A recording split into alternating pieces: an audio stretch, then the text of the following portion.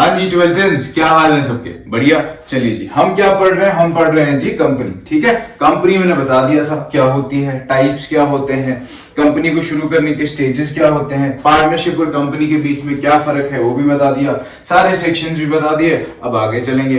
तो हमने सीखा था कि जो कंपनी होती है, इनको स्टार्ट करने का आइडिया जो होता है वो कुछ लोगों के पास आता है जिनको हम प्रमोटर्स बोलते हैं। अब इन प्रमोटर्स के पास क्या सारा पैसा होता है कंपनी शुरू करने के लिए? Obviously not. तो ये जो ह्यूज अमाउंट ऑफ कैपिटल है, जो पैसा जरूरत पड़ता है, ये कहां से आता है?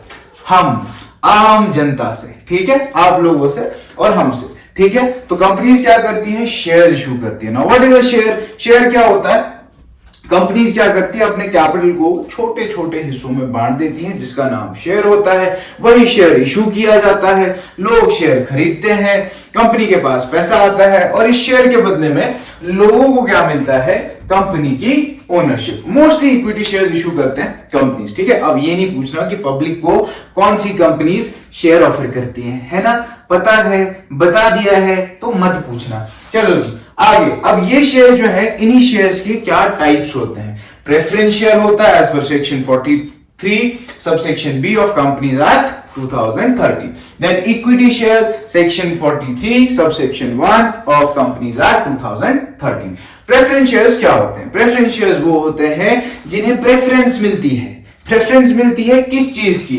डिविडेंड पेमेंट की, यानी कि इक्विटी शेयर होल्डर से पहले उन्हें डिविडेंड मिलता है, इक्विटी शेयर होल्डर से पहले। ठीक, और जब कंपनी वाइंड अप होती है, बंद होती है, उस टाइम पे भी कैपिटल का रीपेमेंट जो होता है, उस टाइम पे भी प्रेफरेंस किनको दी जाती है? पहले पैसे देने की प्रेफरेंस शेयर होल्डर्स। नेक्स्ट, अब ये जो प्रेफरेंस शेयर्स हैं, इनके टाइप्स होते हैं। क्या क्या टाइप्स होते हैं? With reference to dividend, with reference to participation in surplus profits, या तो ये कन्वर्टेबल हो सकते हैं या फिर ये रिडीमेबल हो सकते हैं। समझो। चलो, with reference to dividend. Reference to dividend में क्या होता है? या तो ये क्यूमुलेटिव प्रेफरेंस शेयर्स हो सकते हैं। ठीक है जी, क्या बोला? क्यूमुलेटिव। ठीक, या फिर ये नॉन क्यूमुलेटिव हो सकते हैं। क्या हो सकते हैं? Non cumulative. Non cumulative. चलो अब समझो आगे। देखो जी, ये जो क्यूमुलेटिव शेयर्स होते हैं, इनमें क्या होता है? समझो, कोई भी प्रेफरेंस शेयर है। ठीक, मैं मान के चलता हूं किसी कंपनी ने 1000 प्रेफरेंस शेयर्स, 10% प्रेफरेंस शेयर्स। ठीक है, 10% प्रेफरेंस शेयर्स, जिनका फेस वैल्यू क्या है? नॉमिनल फेस वैल्यू जो है वो 10 रुपए है। क्या है? 10 रुपए। 10% preference share. What is 10% preference share? यानी कि इन पे जो डिविडेंड मिलने वाला है शेयर होल्डर्स को, वो 10% होगा। ठीक है, यहां पे समझा दे रहा हूं, वो थोड़ा दूर पड़ रहा हूं। अब देखो, 1000 प्रेफरेंस शेयर है, कितना percent? 10% preference share at the rate of 10। 1000 into 10 face value 10 है। 1000 प्रेफरेंस शेयर है तो कितना हो गया जी? 10,000 रुपए। ठीक है, 10,000 रुपए, इसका 10% कितना होता है? 1000। ठीक, अब मान लो प्रेफरेंस शेयर होल्डर थे, उनको 1 साल, 2 साल, 3 साल का डिविडेंड नहीं मिला। ठीक, तो क्या होगा? चौथे साल में उनको ये पूरा डिविडेंड पे किया जाएगा। क्यूमुलेटिव का मतलब ही क्या होता है? जमा करना। यानी कि चौथे साल में उनको कितना डिविडेंड मिलने वाला है? ऑलरेडी जो उनका डिक्लेयर हो रखा है, यानी कि पहले साल का 1000, अगले साल का 1000, तीसरे साल का 1000, यानी कि 3 साल तक का अगर हुआ तो 3 साल का जमा होकर डिविडेंड वो उनको मिलेगा। ये होता है क्यूमुलेटिव। नॉन क्यूमुलेटिव में ऐसा नहीं होता। नॉन क्यूमुलेटिव में उनका प्रेफरेंस शेयर होल्डर्स का जो डिविडेंड है वो क्यूमुलेट नहीं होता। समझ आ गई बात? उसके बाद विद रेफरेंस टू पार्टिसिपेशन।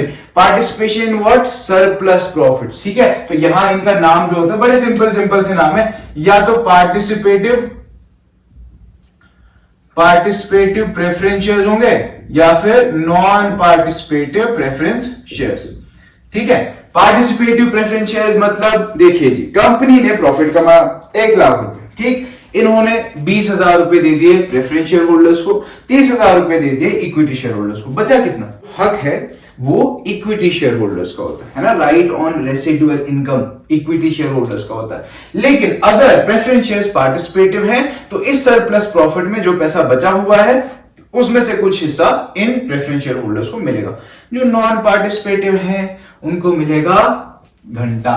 ठीक है, चलो विद रेफरेंस टू कन्वर्टिबिलिटी। अब कन्वर्टिबिलिटी में क्या है, या तो वो कन्वर्टेबल हो सकते हैं, कन्वर्टेबल हो सकते हैं, या फिर नॉन कन्वर्टेबल हो सकते हैं।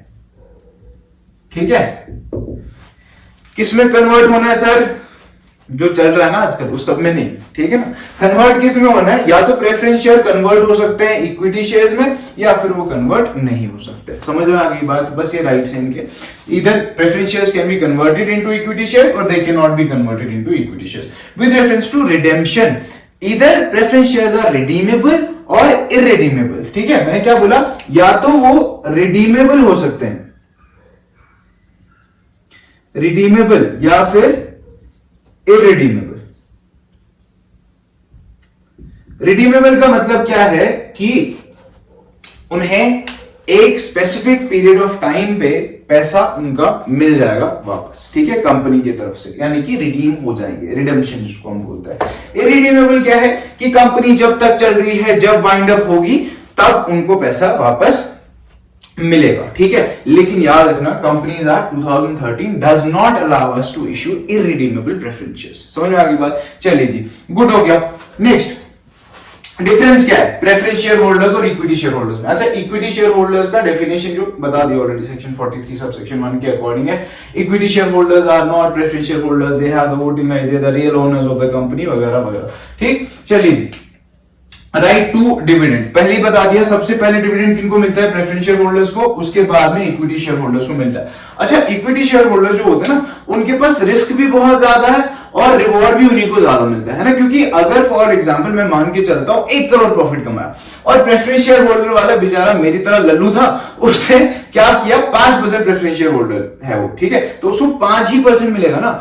पैसा जो बचा बाकी वो किसको मिलने वाला है, जो आप लोग की तरह समझदार लोग हैं, उन्हें इक्विटी शेयर्स दिए हुए हैं, तो उनको ज्यादा पैसा मिलेगा, यानी कि वहां रिवॉर्ड भी ज्यादा लेकिन रिस्क भी ज्यादा। कल को लॉसेस हुए तो समझ जाओ, ठीक है, फिर मैं लल्लू नहीं हूं, तुम ही हो, ठीक है। Now coming to rate of dividend. Rate of dividend में इनका रेट ऑफ डिविडेंड जो होता है वो फिक्स्ड होता है, ठीक है जी। इनका रेट ऑफ डिविडेंड फिक्स नहीं होता है, चेंज होता रहता है as per the profits earned by the company. Voting right इनके पास कोई वोटिंग राइट नहीं होता है, कुछ स्पेशल सर्कमस्टांसेस होते हैं जब इनको वोटिंग राइट मिलता है, लेकिन अमूमन हम बोलते हैं they have no voting rights.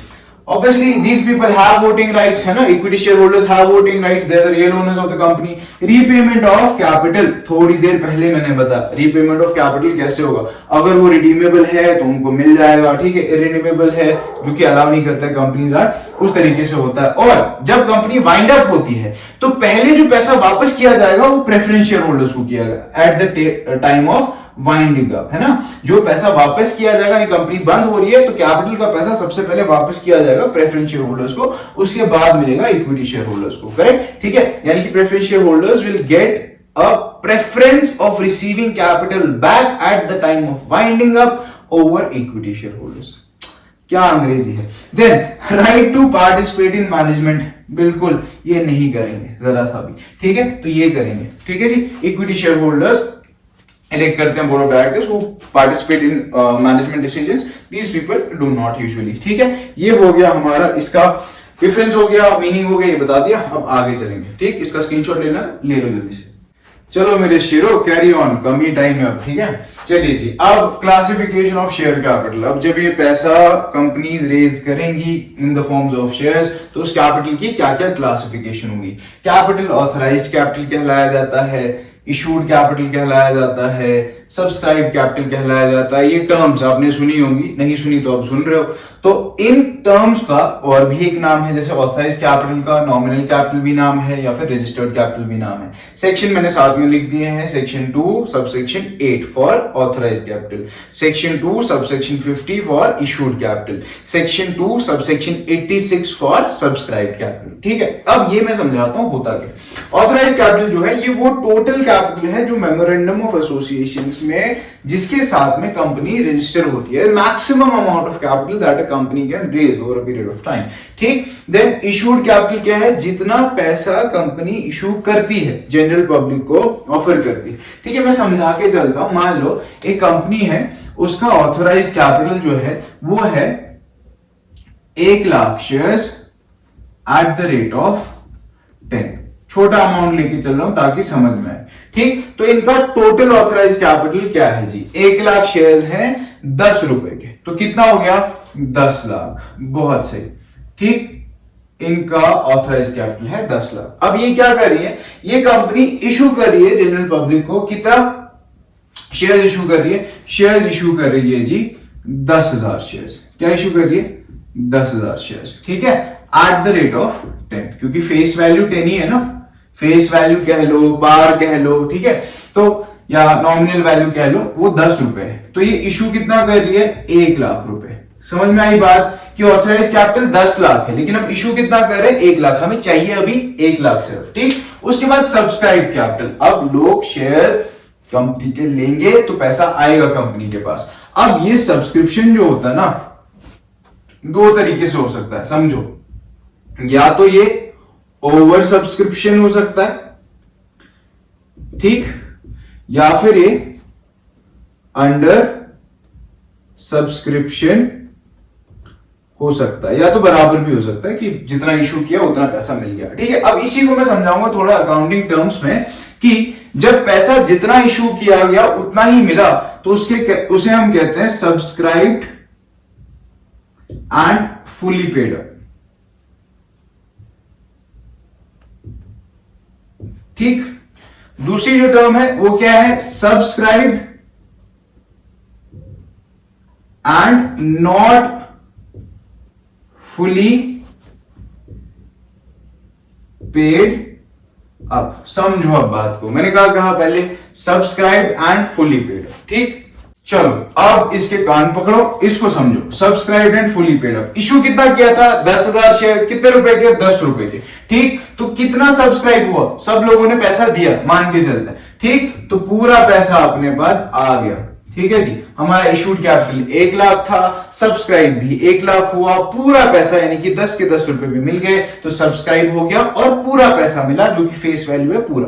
ठीक, अब सेकंड सिचुएशन में आ जाओ। मान लो यही 10,000 शेयर इशू कर रहा हूं 10 रुपए के, लेकिन इन पे हमें लास्ट की कॉल है। मैं इसको ब्रेक डाउन करता हूं कि मैं पैसे जो है वो किश्तों में लेता हूं। ठीक है, किश्तों में कैसे लेता हूं? मैं क्या करता हूं, मैं पहले 3 रुपए लेता हूं, फिर 4 रुपए लेता हूं और आखिर में 3 रुपए लेता हूं। तो क्या होता है कि मेरे को ये 7 रुपए मिल जाते हैं, ठीक है, लेकिन ये 3 रुपए जो है ये नहीं मिलते। तो सब्सक्राइब तो हो गए शेयर्स, है ना, but are they fully paid up? No, they are not fully paid up भैया। कुछ लोग गरीब हैं, सॉरी, ठीक है। तो यहां समझो 10,000 शेयर्स इशू किए 10 रुपए के, मेरे पास पैसा कितना आया? 70,000। कैसे किया भैया? 10,000 इंटू 3 30 होता है, 10,000 इंटू 4 40 होता है, 30 और 40 70 होता है। यह है मेरा जितना पैसा आ गया। ठीक, अब मेरे पास पैसा जितना नहीं आया उसको हम क्या कहते हैं? याद रखना, उसे बोलते हैं कॉल्स इन एरियर। ठीक है, कॉल्स इन एरियर। ठीक, मेरे पास कितना पैसा नहीं आया? 10,000 इंटू 3। ठीक, वो कितना है? वो है जी अपना 30,000 रुपए। समझ आ गई बात? This is subscribe and not fully paid up, कि शेयर सब्सक्राइब हुए लेकिन पूरा पैसा मैंने रिसीव नहीं किया है। अच्छा जी, अब इसको जब हम शो करते हैं ना, जब हम इसकी अकाउंटिंग शुरू करेंगे तो ये सब हम शो करते हैं, जो subscribed and not fully paid up, subscribed and fully paid up, हम नोट्स टू अकाउंट में शो करते हैं। ठीक है, तो नोट्स टू अकाउंट्स कैसे बनाए जाते हैं, कैसे शो कर रहे हैं, वो मैं फटाक से बता देता हूं। फिर मैं कुछ क्वेश्चन जो है टेलीग्राम पे भेजूंगा, वो सॉल्व करके आप लोग कर लेना। चलिए जी, ये है आपके नोट्स टू अकाउंट्स का फॉर्मेट। क्या है? नोट्स टू अकाउंट्स लिखोगे, पर्टिकुलर्स लिखोगे और ईयर एंडेड जो डेट होगी साल खत्म होने की वो लिख दोगे। पहले शेयर कैपिटल लिखना है, फिर ऑथराइज कैपिटल, इशूड कैपिटल और सब्सक्राइब कैपिटल। कैसे करना है मैं समझाता हूं। ठीक है, मान लो कोई कंपनी क्या कर रही है, एक कंपनी है वो 1,00,000 शेयर्स इशू कर रही है एट द रेट ऑफ 100। ठीक, कितना शेयर इशू कर रही है? 1,00,000 शेयर्स। इसको इस तरीके से करते हैं, एक कंपनी है उसके पास 1,00,000 शेयर्स हैं रजिस्टर्ड, नॉमिनल कैपिटल, ठीक है, 100 रुपए के, और वो क्या इशू कर रही है? वो कर रही है जी 10,000 शेयर्स इशू। क्या कर रही है? 10,000 शेयर्स इशू 100 रुपए के। ठीक, फेस वैल्यू क्योंकि 100 है। अब मुझे बताओ पहले ऑथराइज कैपिटल क्या है? सिंपल है, ऑथराइज कैपिटल है 1,00,000 शेयर्स, इक्विटी हो या प्रेफरेंस वो नाम लिखना है, 1,00,000 इक्विटी शेयर्स या 1,00,000 preference shares at the rate of 100। ठीक, कितना हो गया पूरा पैसा? शाबाश, हो गया जी भैया 1 करोड़ रुपए। ठीक, ये अपना क्या है, ऑथराइज कैपिटल। ठीक, इसका यहां लिख दोगे टोटल ऑथराइज कैपिटल इतना है। ठीक, उसके बाद इशूड कैपिटल, हम इशू कितना करें, हम करें 10,000 shares at the rate of 100। तो यहां लिख दो 10,000 shares at the rate of 100। ठीक, तो ये कितना हो गया, ये हो गया अपने पास, शाबाश, 10 लाख रुपए। ठीक, इसका टोटल लिख दो। अब सब्सक्राइब कैपिटल पे आ जाओ। समझो, मान लो मैं कहता हूं इन 10,000 शेयर्स में 1,000 शेयर होल्डर ऐसे हैं जिन्होंने इस 100 को मैं बाइफ्रिकेट कर देता हूं, तोड़ देता हूं। ठीक है, वही याद है ना पिछला एग्जाम्पल जो बोलता वही करता हूं। मैं क्या कहता हूं कि पहले मैं 30 रुपए ले रहा हूं, फिर मैं 40 रुपए ले रहा हूं और फिर मैं 30 रुपए ले रहा हूं। तो 1000 शेयर होल्डर्स ऐसे हैं जिन्होंने 30 भी दिया, 40 भी दिया, लेकिन 30 नहीं दिया। ठीक है, 1000 शेयर होल्डर्स डिड नॉट पे 30 rupees which is called an arrear. ठीक, अब सब्सक्राइब कैपिटल को बाइफिकेट करना है, यानी कि हिस्से करने। तो पहला क्या होगा, subscribed and fully paid up. कितने शेयर होल्डर्स ऐसे हैं जिन्होंने पूरा 100 का 100 रुपया दिया? भैया 10,000 शेयर होल्डर्स हैं, इसमें से 1000 शेयर होल्डर्स ऐसे हैं जिन्होंने क्या किया है, उन्होंने 30 रुपए नहीं दिए। तो 9,000 शेयर होल्डर्स ऐसे हैं जिन्होंने पूरा पैसा दिया। तो क्या करेंगे, 9,000 इंटू या 9,000 shares at the rate of 100। ठीक, ये अपना क्या, सब्सक्राइब एंड फुल्ली पेड है ना।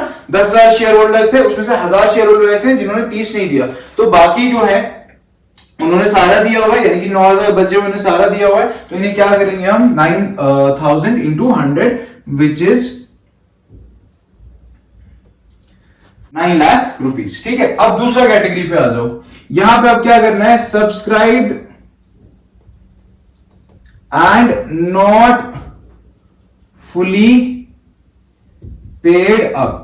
अब क्या हुआ, 1,000 शेयर होल्डर्स ऐसे हैं जिन्होंने 30 भी दिया, 40 भी दिया, लेकिन 30 नहीं दिया। ठीक, तो समझो यहां पे कैसे करना है। ठीक है, यहां समझना पहले, ठीक है, किस तरीके से इसको करना है। चलिए जी, अब समझो कि ये 1,000 शेयर्स हैं जो सब्सक्राइब तो हैं, लेकिन ये फुली पेड अप नहीं है। तो जब अगर ये सब्सक्राइब में फुली पेड अप होते तो क्या होता, 1,000 शेयर्स होते और उन पे हमें कितना मिलता, कितना पैसा हमें मिलता, पूरा 100 रुपए। ठीक है, 1,000 at the rate of 100, 1,000 shares at the rate of 100। ठीक है, तो पूरा कैसा पैसा मिलने वाला था हम लोग को, 1 लाख रुपए। ठीक, लेकिन इसमें से क्या हुआ, 1,000 शेयर्स पे, जिसको हम कॉल्स इन एरियर लिखेंगे लेस कॉल्स इन एरियर। ठीक है, कितना कॉल्स इन एरियर था, 1000 शेयर्स पे 30 रुपए नहीं मिला।